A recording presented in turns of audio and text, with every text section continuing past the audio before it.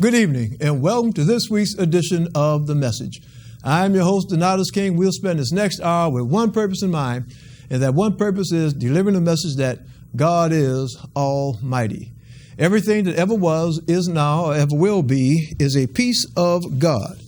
Everything that ever was, is now, or ever will be, was made by God. Everything that ever happened, is happening right now, or ever will happen, was made to happen by God. God has a master plan for all time and all creation. The message is brought to you by, is produced by the Society of Knowledge Incorporated. The Society is an interdenominational ministry. Our members come from various different religious and spiritual backgrounds. We have various different religious and spiritual beliefs. Although we come from different backgrounds and have different beliefs, there's one belief that we share. There's one piece of knowledge that we hold in common, and that's the knowledge that there is a being.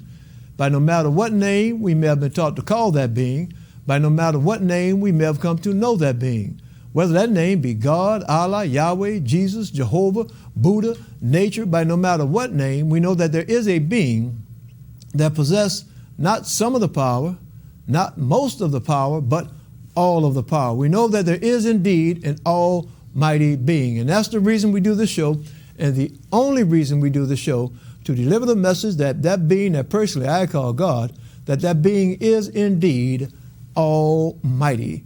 Today is January the 9th, 2020. That's right. This is the second show of the new year.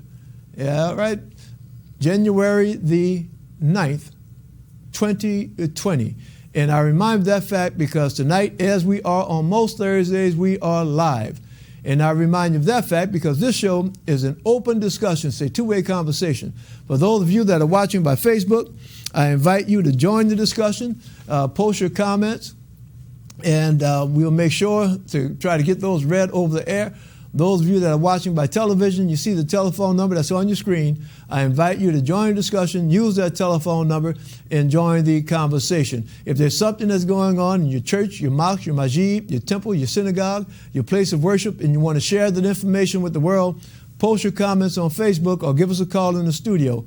If there's something that's going on in your nonprofit organization and you want to share that information with the world, post your comments on Facebook or call in the studio. More important than what's going on in your place of worship, at least in my opinion, more important than what's going on in your nonprofit organization, if there's something that God has done for you in your life, a miracle that God has worked in your life. And I use that term literally, a miracle, because the God that I'm here to tell you about is working miracles. I'm not talking about worked miracles thousands of years ago. I'm talking about working miracles today. That's right. In the year 2020, today, January 9th, 2020, the God that I'm here to tell you about is working miracles. So if God has worked a miracle in your life, call in and share your testimony. Post your testimony on Facebook. You know, it may be someone that's going through some difficult times right now, whether it's health problems, financial problems, relationship problems.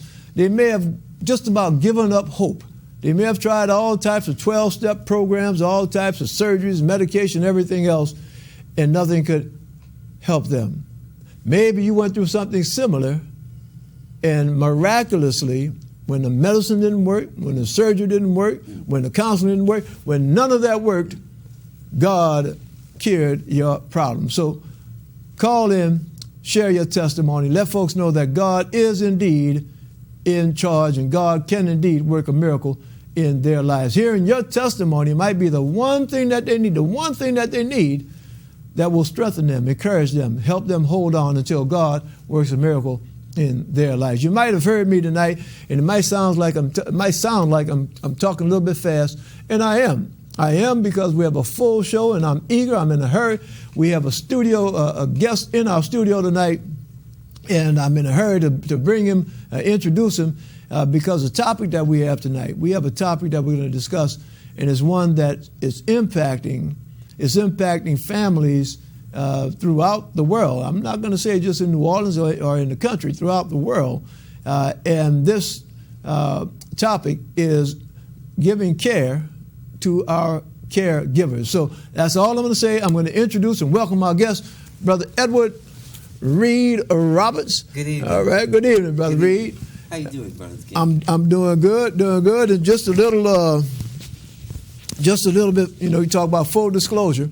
Brother Reed is indeed a member of the society, and he's been a member for over 30 years, and I'm happy to be his friend for that period of time. And I'm also very proud. He is an accomplished musician.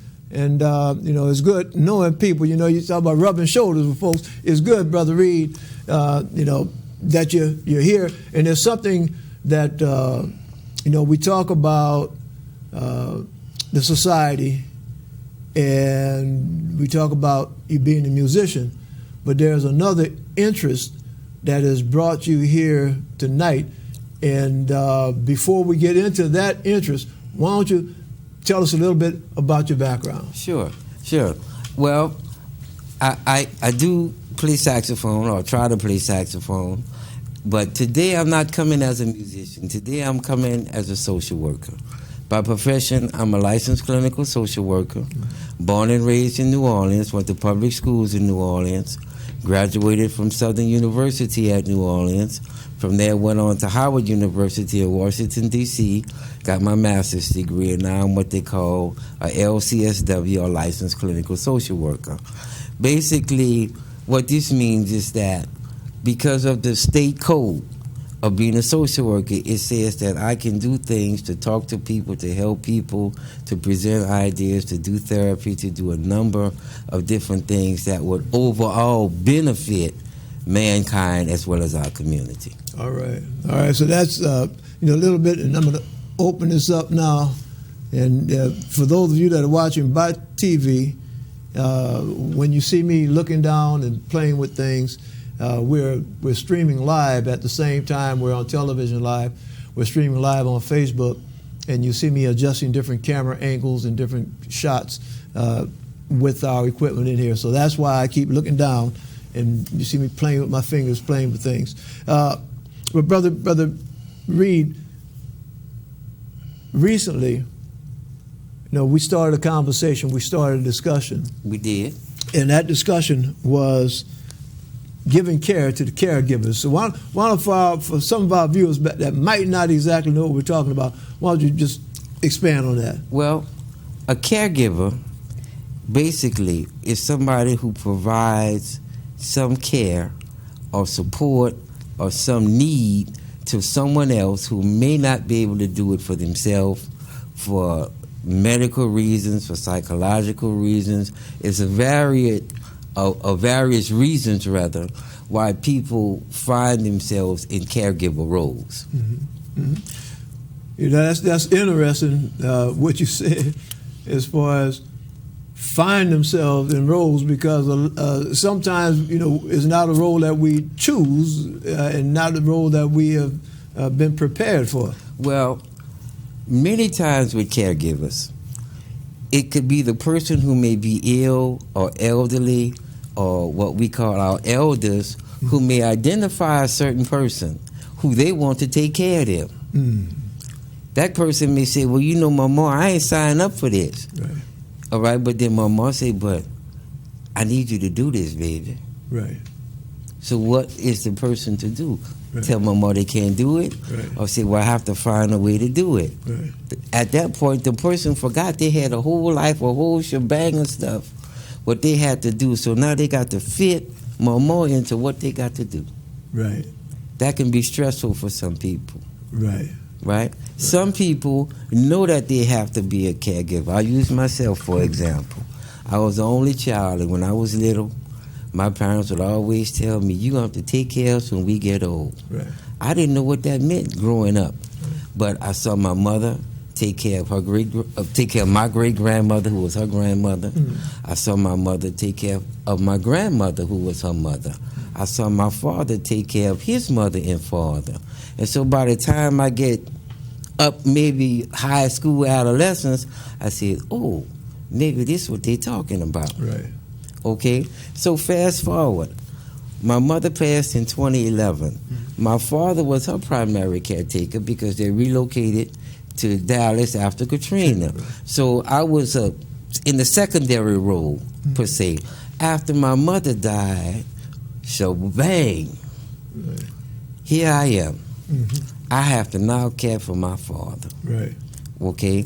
Now, the point that touched me as being a caregiver, my father had something called dementia. Right. Okay? Which means he went from being a well-bodied and able person to resorting almost back to his childhood, to a point to where it wasn't pretty much anything he could do on his own. And he knew that if I was there, that things were going to get done. Right. You know, Brother Reed, I'm looking at Sister Geneva on Facebook saying her sister has a heart attack caregiving for her husband. You mentioned about stress. Correct. Okay. That's correct. Well, a caregiver can suffer many things. They can suffer physical ailments, heart attack, stroke. They can suffer mental health ailments, anxiety, anger, frustration, bewilderment. Right. Or they can suffer what I call spiritual maladies, not knowing just what they're going to do or how they're going to do it. All right. Right. You know, let me just share, and I'll share. You know, and we got time. You know, we got time to do this.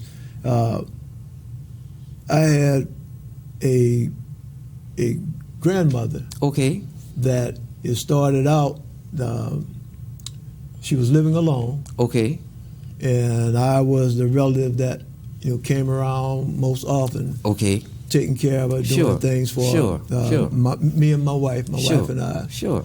And as she got older, she became more dependent. On us, and it got to the point where she couldn't drive anymore. Right. And it got to the point where she was just homebound. Right. And just the extent of it, going from being homebound to then being bedbound. And when you talk about stress, as far as someone making sure that she's eating properly, taking her medicine, not harming herself or anyone else, getting to the point where you have to change the locks around so that she can't get out, and different things like this. All different types of things. You're getting calls, at midnight because you mentioned about dementia. So all of that can be stressful. I'm going to share something with you. I had a direct line to the Duncanville Police Department because they would call me after sunset because my father would experience something called sundowners. That begins between 3 or 4 in the evening until after sunset. After sunset, the Duncanville police would call me because my father's calling them, telling them somebody's going in the house, none of this stuff is going on. Right. But that was his perception. So, of course, they were obligated, and they would call me. And it got to a point, they didn't tell me that I was going to do something. Something inside of me, I'm going to say the God in me told me that this can only go on but so far. Right. And so I said, well, Lord, let me know what I need to do and everything that needed to be done. Right. God showed me how to do that. All right. Now, that's a perfect lead into as far as the person that's being taken care of as they progress. I'm going to use that word, as they progress. Correct. And you used the word dementia. Correct. It comes a time when there are certain decisions that have to be made, and one of the things that caregivers run into is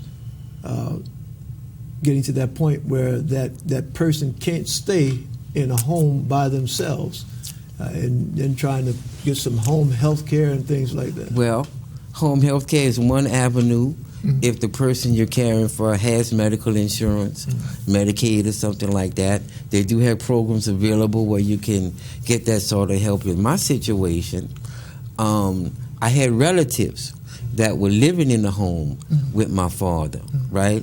But as he was progressing, if you will, okay, they weren't really able to give him and he was still basically on his own. Right. But my father told me, and he made a big joke. He said, "Yeah, I got my license. I had to get these eyeglasses, but I can drive till I'm 99. I said, "Okay, Pop." All of a sudden, one day, my father stopped driving. I said, "What happened? You stopped driving?" Wouldn't tell me anything. Right. The only thing I could put together is he got lost and he didn't think he was going to find his way home. Right. And he stopped driving. Right. And at that point, he would then catch a bus to the senior centers because he used to like to go there, he and my mother. And he did that for over a year and did not drive. Right. But when I would go to Texas, I would drive his car. He wouldn't let nobody else drive his car. Right. You understand? Right. Because he had a sense of person. He had a sense that he had to still have a sense of Control, yes, sir. of his environment, Yes, sir. and of his life. Right. The hardest thing in being a caregiver to observe is the person you caring for decline. Right. See, I was saying progress, but yeah, decline. Right. Right? You see them from going to be not to be so social, but hot popping and dropping to where don't nothing matter no more. Right. And to see that progression, it could come in terms of loss of weight, disinterest in food, not wanting to engage social activities. But that caregiver that person may want that caregiver to be all of those things for them at one time. At one time. And that caregiver, in the meantime, has his or her own life that they have to take care of. That is correct. But the most crucial part at this point is that if that caregiver didn't sign up to say, "I'm going to be a caregiver," at that point, it's a whole nother realm of issues to deal with. Because the caregiver has to, Mama, I got to do this, I got to do that, woo, woo, woo. And my mom said, "Well, baby, I need you. You see," and they might not say it. They just might give you a look. Right. You know how we do with our eyes, being the people that we are. Sometimes we don't have to say. We just give that look, and we know. Say, "Oh Lord, I got to do something about this." Right. So, being a caregiver, how can you care for a person and care for yourself at the same time? In an instance when maybe you have a family, you might have a wife or a husband. That just compounds the problem because you have all these different personalities and needs, as well as the needs of your own. Right. So it's important that we reach out to caregivers because sometimes the caregiver needs somebody to give a little care to them. Right. Now, all of our viewers that are watching by Facebook, I'm encouraging you to hit the share button, let folks know about this program. It might be something that they can pick up. I see Sister Tiff, thank you for joining us on Facebook. Brother Brian, thank you for joining us on Facebook. And I've been been very involved with the discussion. So I apologize to you that have been on Facebook that I haven't acknowledged you. But please hit that share button because this is some information, and we're going to go into the right now. There's one more issue that I want to highlight about caregiving, and that's when that decline gets to the point whereas you can't have any home health workers because either you can't afford it or whatever, and they need 24/7 care, and the decision has to be made to put that loved one into a facility, into a nursing home, and that's a very stressful decision for a caregiver. Very difficult for a caregiver, and that decision can have a number of different ramifications. First of all, if the person who's the caregiver does not have a certain legal responsibility, a power of attorney, or guardianship or something of the sort, they may not actually be able to do some things for this individual. Secondary, if you have to decide if this is the time when I can no longer take care of Mama, and I got to put Mama in a home, but then you put Mama in a home, and the home treat Mama worse than you ever would have done, then that person has a whole nother sense of emotions, or what I call mental health, the anger, the guilt. Lord, why did I do? At that point, before you get to the point of making a decision of where you need to put a person, if you need to move them out of the environment, that's the time to go to God. Yeah, you're right. All right. That's a perfect lead into what we talk. So we've kind of identified and discussed some of the issues associated with being a caregiver, and where we are right now is God has touched you with, and I'm going to call it a mission to address this issue. It is. And why don't you share that with us? Well, what's happening right now, we have a caregiver support line where if someone is interested in talking about caregiving, that we're trying to get enough people that are interested so that we can begin doing some caregiver support groups. Right. And I want to emphasize caregiver support groups, because in the support group, we just coming together to talk and to help one another through an issue, as opposed to a therapeutic group. This is not designed to be therapy. If a person needs therapy, because I'm a social worker, I could make that assessment and make an appropriate recommendation. Right. The design of this program is not to do therapy. It's just to do care and support. Right. To come together with other people dealing with the same thing. Right. And as we said, we're going to chop it up. Yes, sir. Yes, sir. We're going to chop it up. We're going to talk about it. All right.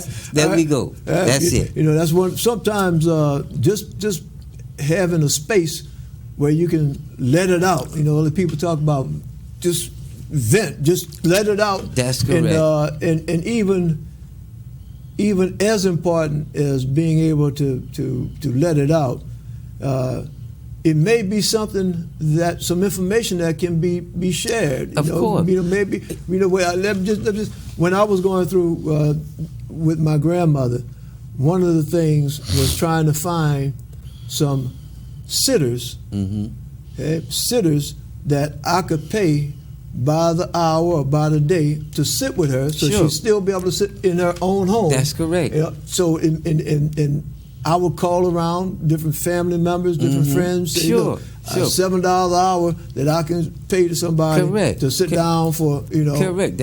Just so that the person will be safe, and comfortable. Right. Which are two major issues for the caregiver. Right. You want your person to be safe, and you want to be comfortable. Right. So in this support group, all that kind of information can be shared. Well, what I find, Donatus, is that many times in dealing with caregivers, you have caregivers dealing with the same issues. Nobody even knows they're dealing with these issues. Right. But everybody pretty much is dealing with, we got to look at how we're going to take care of my mom. We got to keep her safe. Right. We got to keep her healthy. And God knows He wanted to be comfortable, because I'm trying to be comfortable with all this shebang of stuff on me, and I don't know what to do with it. Right. Give us that number again. The number is 504-957-5516. And that's the caregiver support line. If you're interested in the group, call in. We can get a little information, and once we get a substantial 5, 7, 9 people, whatever, that are committed and are willing to come together, then we're going to begin having a place where we can come together and we can discuss issues of caregiving. Now, the groups are not scheduled to be all-day groups. The groups may be anywhere from 60 to 90 minutes. Right. Okay? At a point in place and time where it's convenient, so people will want to come, because the idea is not just to feed the mind, but to feed the soul. So we can, because who you think you're going to help when you being a caregiver? You're going to help everybody around you. Right. All right, Sister Geneva, thank you for letting us know that we're having some problems with the sound coming through on Facebook, and we're going to try to correct that. Sister Lena, thank you for tuning in, coming out of Atlanta. So this is for those of you that didn't have an opportunity. We're going to repeat that number a couple of times. But if you didn't have the opportunity to get that number, you can always give us a call, give me a call. As a matter of fact, you can call this number right now, and that's 504-821-3221. If you're watching on Facebook, you can rewind this program and be able to see it. And I'll get you that number for the caregiver support line. And again, that number is area code 504-957-5516. Okay, so that's the caregiver support line. That's area code 504-957-5516. All right. All right, yeah, Apostle, thank you for your comment that you have to watch out with nursing home that you put a person in because they have some rotten people in some of those nursing homes, and that's good. You know, all those are issues that a caregiver has to be concerned with. Major issues. One of the hardest things for me to deal with being a caregiver was when my father would go off and start wandering, and I knew that he needed somebody just to kind of keep him in his lane so he wouldn't go off. Right. Okay? I had to tell him, I said, look, Pop, if you keep walking off like this, I might have to put you someplace and basically lock you up to keep you safe. Right. I say, it will hurt me to do that. Right. I say, but Pop, if that's what it's going to take for me to keep you safe, I'm going to have to deal with that hurt. But it never came to that. I was blessed that God sent people around me 24/7 that we were able to keep my father in an environment where he could live, he could have his own space, he had his own chair, his own television, his own of everything to maintain that sense of independence. Right. Yeah, that indeed in and of itself is a blessing. So one of as we have about 2 or 3 more minutes, but I want to repeat that number again. That's 504-957-5516 for the caregiver support group. And again, we are meeting here with, and I keep getting notices that the sound is going in and out on Facebook. So I apologize for that. And as you see me playing around with the microphones here, you know, hopefully we'll have that straight. And for those of you that are watching by Facebook, I remind you that tomorrow by noon we will have a studio version of the show that'll be uploaded to Facebook. So if this one here is kind of rough, the Facebook Live is kind of rough, we will have the studio version that's recorded through the studio equipment. That'll be posted, and it'll be a much cleaner, much better quality production. So, you know, if you're having some difficulty with the sound tonight, and I understand that you are, then just check it out tomorrow, and then you'll see it'll say studio version. It'll be much better sound. And even if someone is watching the show tomorrow, and with the replay of the show, you know, we're going to invite them to share it. Hit the share button. And this is, again, when I first put the post up, Brother Leroy, thank you for joining us on Facebook. When I first put the post up today that we're going to be discussing this topic, immediately there were responses. You know, so this is something, and folks are dealing with this issue.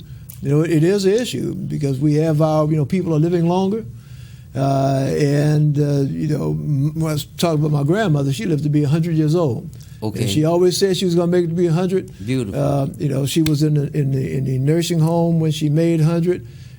You know, we were able to get her hair done and the rest of that, and you know, I mean, it was just beautiful, and you know,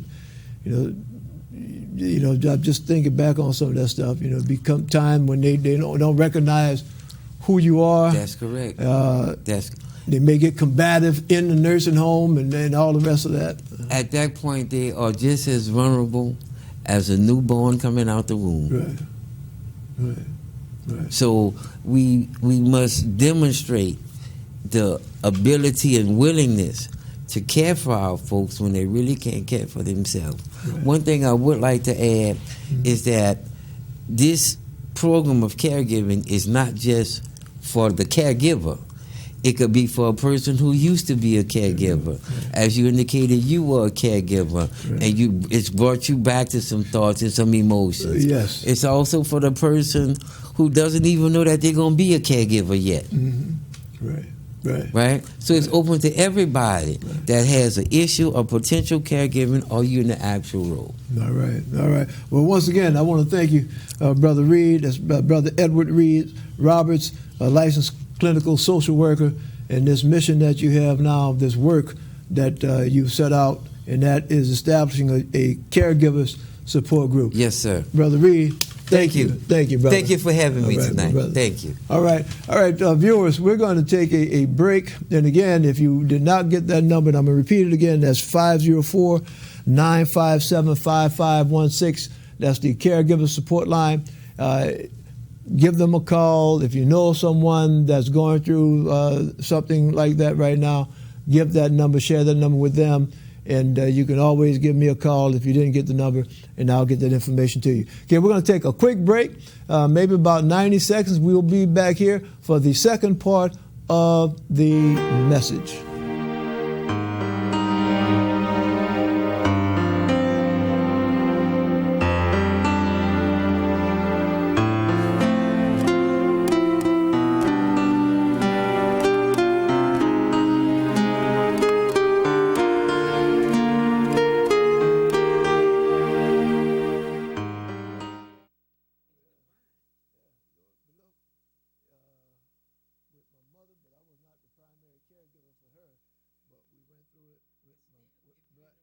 There might come a day when she would argue with me constantly. Or that I wouldn't have all the answers. If being the parent you always imagined feels impossible, the Boys Town National Hotline can help.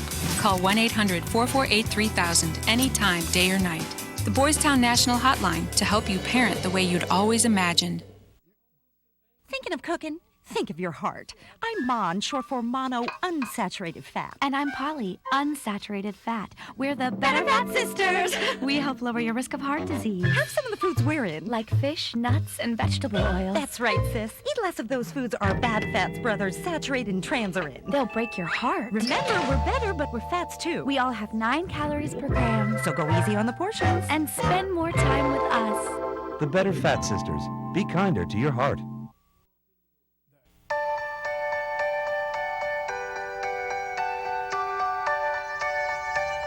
If human achievement can be determined not by speed or strength, but by character, then it's easy to see who the most amazing athletes really are. Be a fan of dignity, acceptance, and the human race. Volunteer, coach, or compete in Special Olympics. Special Olympics. Be a fan.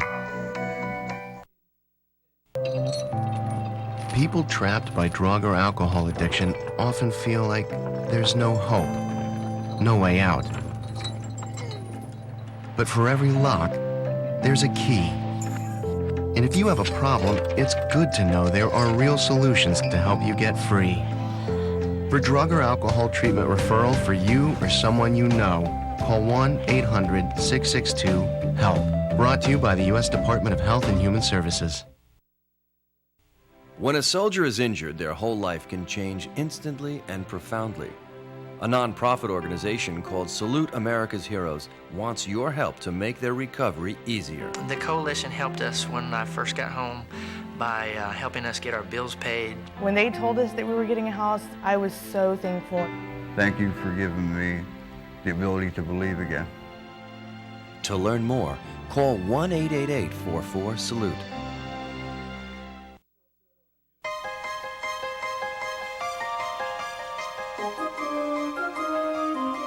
America is turning over a new leaf, the Smart Way leaf.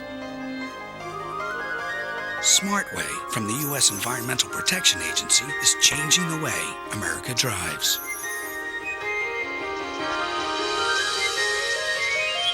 Look for the Smart Way leaf to help you identify environmentally friendlier cars and trucks.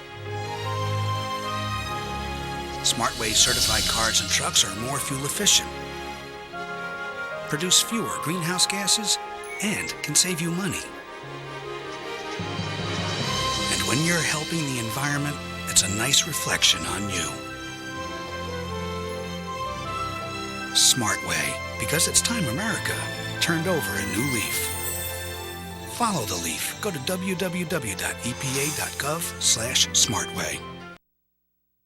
Jazz was created in Louisiana. It's reality, man. Letting people know how you feel. You can't talk about jazz without talking about Louis Armstrong. He's the beginning of it, the middle, and the end of it. I love Frenchman Street. It's like you're being bombarded with this culture. And these guys play with such passion, they make you want to perform. Come check it out for yourself. I'm Terrence Blanchard, and this is my Louisiana. Real seniors, real concerns. The economy is my concern. Will we outlive our money? Medication. Rent is really more than some of us can afford. You do without a lot. And nobody comes to tell us what our rights are, what we can fight for. If I get any kind of information that would help other seniors, I will let them know. For information, contact the Senior Citizens League at 1-800-333-8725 or seniorsleague.org.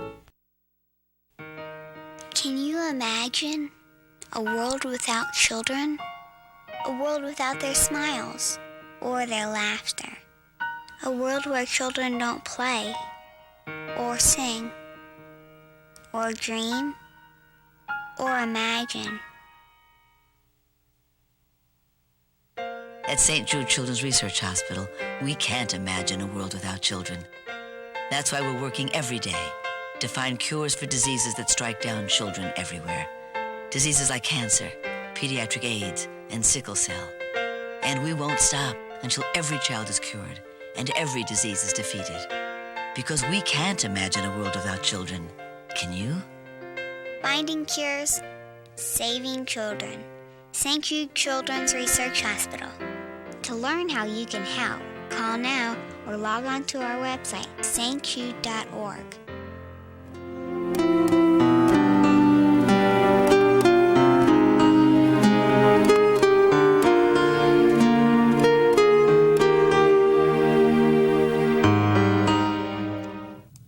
Welcome back to the message. I am your host, Donatus King, and we're going to, as you see what I'm doing now, I am working on some stuff with Facebook. All right. I think we got things straight here now. All right. We're going to finish up the show. And as always, first, before I do anything else, I want to thank our in-studio guest this evening.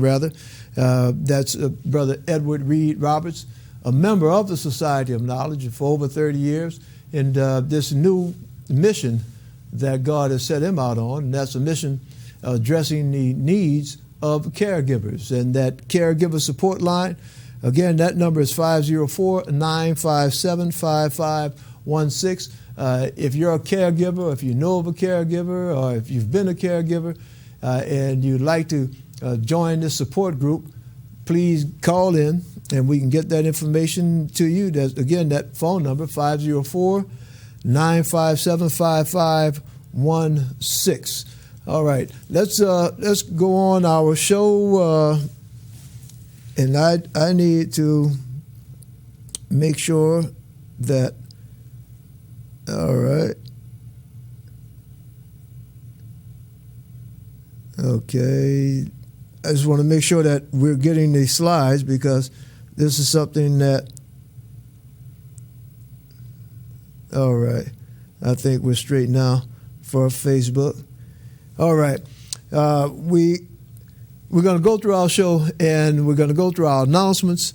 Then we'll have our testimonies. After that, we'll have our religious spiritual study, prove all things, hold fast that which is good, as we are instructed in the first book of Thessalonians. And our words of inspiration will come out of the book of Exodus, beginning in chapter 9, verses 11 through 35. The announcements, www.godisalmighty.org. That's our main website. I invite you to lock that into your web browser, and 24 hours a day, 7 days a week, you can visit that website. And there are links to all of our social media outlets. We have a blog, we have Facebook, Twitter, Instagram, YouTube, all that. You can just go to our main website and just click the links for all of those different social media outlets. Rock of Ages Ministries International, Apostle Ronnie Bailey. That's their main website that you see on the screen now, and that's www.ronniebailey.com. The New Orleans Peacekeepers, they're doing, man, we need some peacekeeping here in the city of New Orleans. People are getting shot. Our prayers go out to the young man that was killed in Walmart this past week, young man, at work, killed while he's at work, shot at, there's some violence going on. And we don't want to pray. Want to pray for all the victims of the violence, pray for their families. Want to pray for our young people that are out here that have gotten to the place in their minds whereas it's no big thing for them to take a gun and shoot somebody. We want to pray for them. We want to pray for them. We want to pray for them that God touches their hearts, touches their minds, and guides them and lead them in a different direction. For most of us, it's a big deal to take somebody's life, to shoot someone.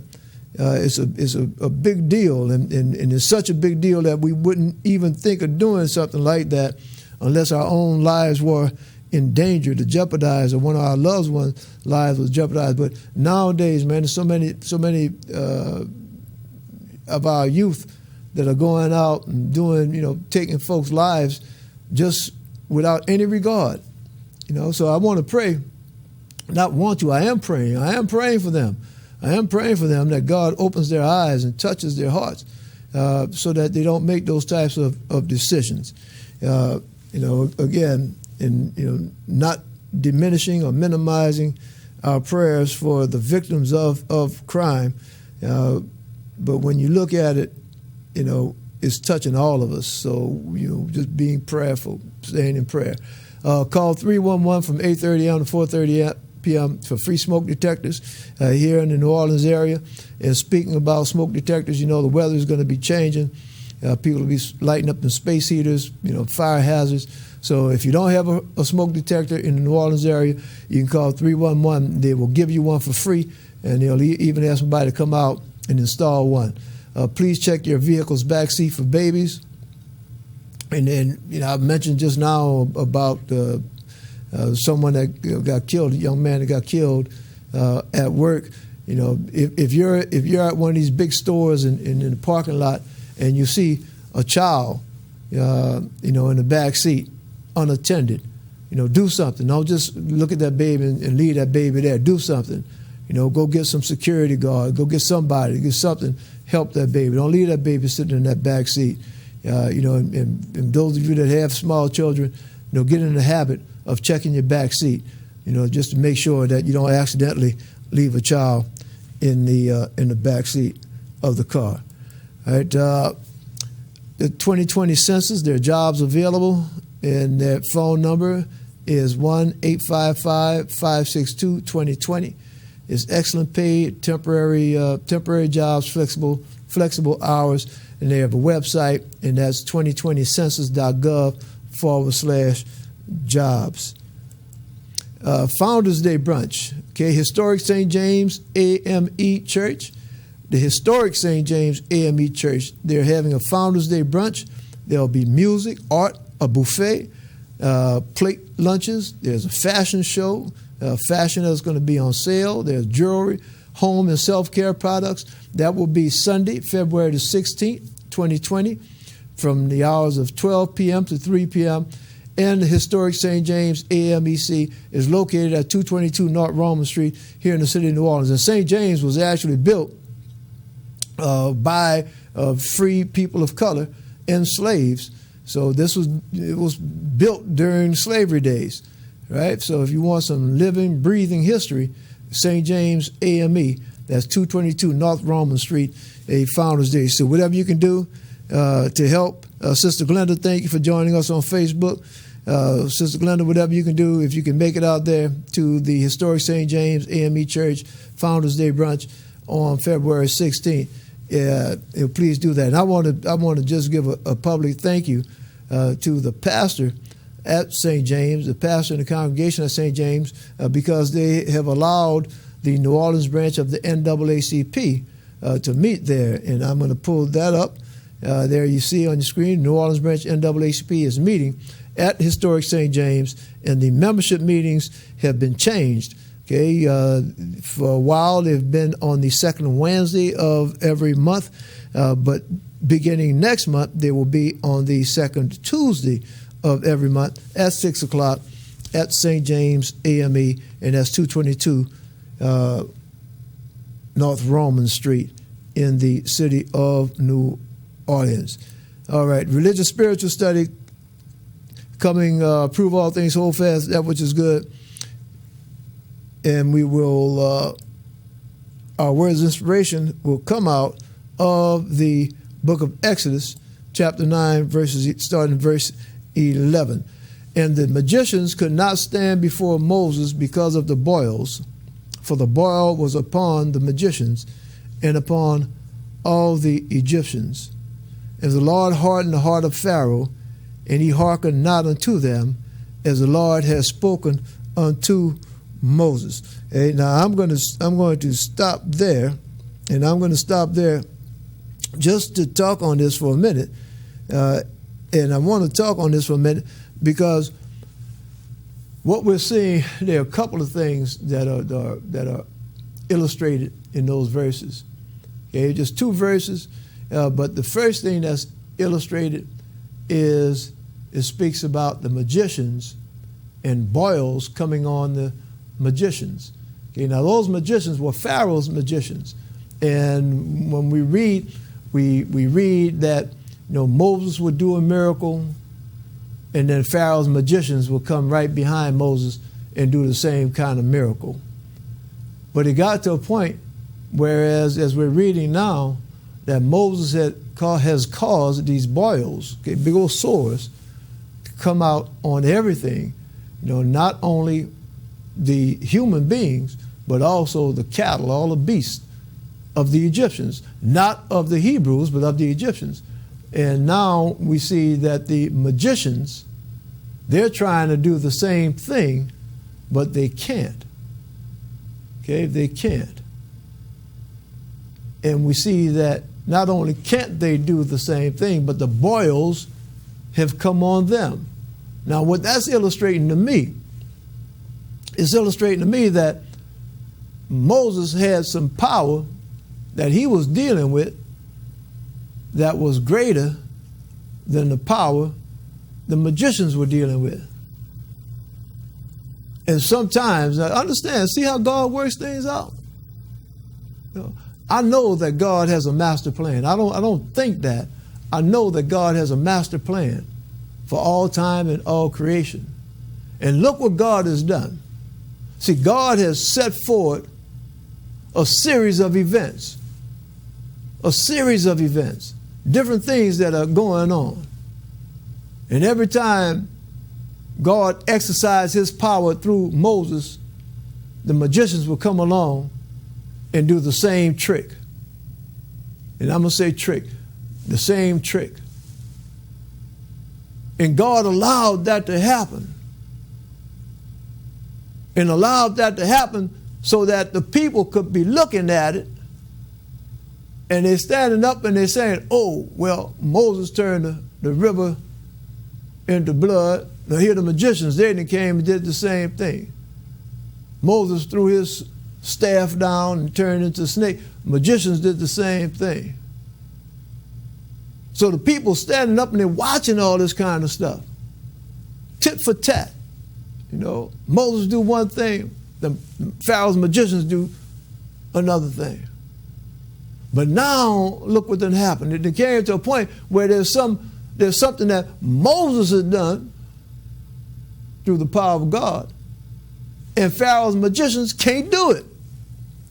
So no matter how powerful the Egyptian people thought Pharaoh's magicians were, now they're being exposed to something, to a power that's even greater. That's even greater. Sometimes that happens in our lives. Let me share something with you. Sometimes that happens in our lives. Sometimes we may be looking for something.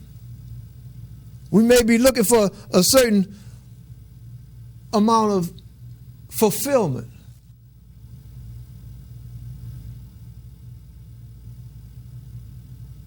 And we look in different places for that fulfillment.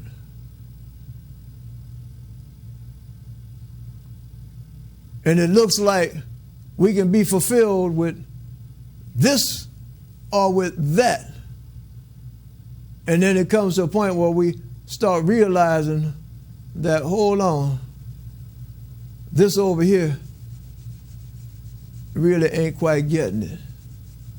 That the real deal is over here. And that's what's starting to happen right now with the Egyptians. The Egyptians are starting to see that the magicians ain't really the real deal, that Moses has got something that's a little bit more powerful. And that's the way God worked that out.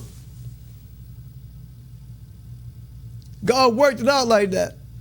And sometimes we have to go through that in our own lives. Sometimes we have to be exposed to different things so that we can recognize the real thing. See, sometimes we have to be exposed to some perpetrators,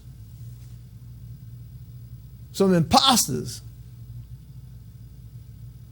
so that we can recognize the real thing.